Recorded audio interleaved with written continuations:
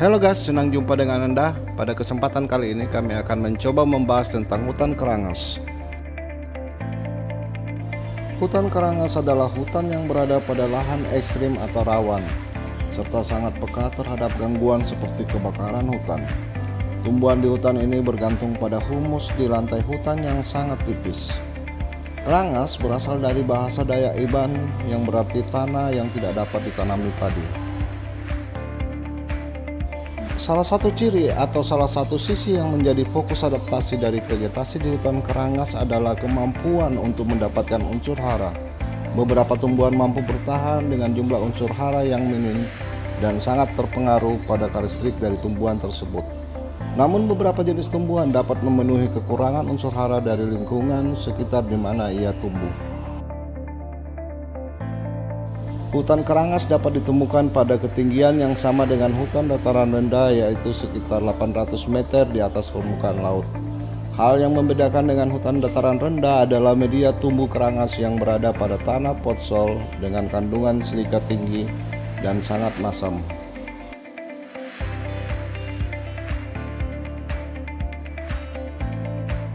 Ciri khas lain dari hutan kerangas adalah lambatnya tingkat regenerasi tumbuhan, di mana pertumbuhan tanaman hanya 1-2 cm per tahun.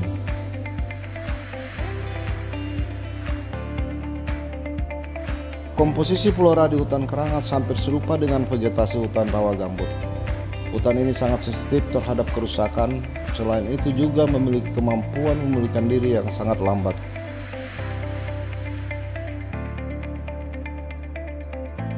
Hutan kerangas dapat kita temukan di beberapa daerah di Indonesia, yaitu di Kalimantan, Sumatera, dan Bangka Belitung.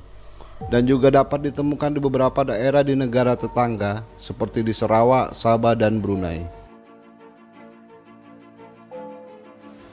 Kalimantan merupakan kawasan yang memiliki sebaran hutan kerangas paling besar.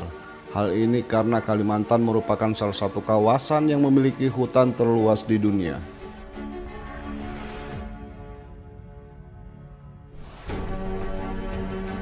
Beberapa jenis tumbuhan yang sering ditemukan di kawasan dan area hutan kerangas yang memiliki kemampuan untuk bertahan hidup dan toleran terhadap kondisi tanah yang sangat minim hara antara lain adalah agatis, casuarina, berbagai jenis tanaman anggrek, kantong semar, dan tumbuhan geronggang.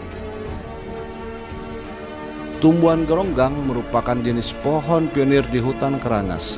Pohon ini memiliki kemampuan untuk bertahan dari panas, cepat tumbuh, dan dapat hidup dalam sebuah hutan yang pernah terbakar.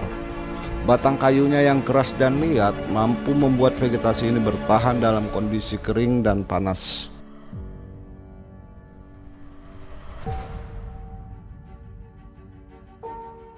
Kantong semar merupakan tumbuhan pemakan daging atau karnivora. Tumbuhan ini menyerap nutrisi dari hewan dan serangga yang terjebak dalam kantongnya untuk bertahan hidup di ekosistem yang ekstrim. Salah satu tanaman unik yang ada di hutan kerangas adalah tanaman belawa. Tanaman ini mempunyai bunga yang rasanya pahit, sehingga ketika dihinggap dan dihisap oleh lebah, maka lebah akan menghasilkan madu yang pahit. Hal ini membuat harga madu tersebut lebih mahal dari madu biasa.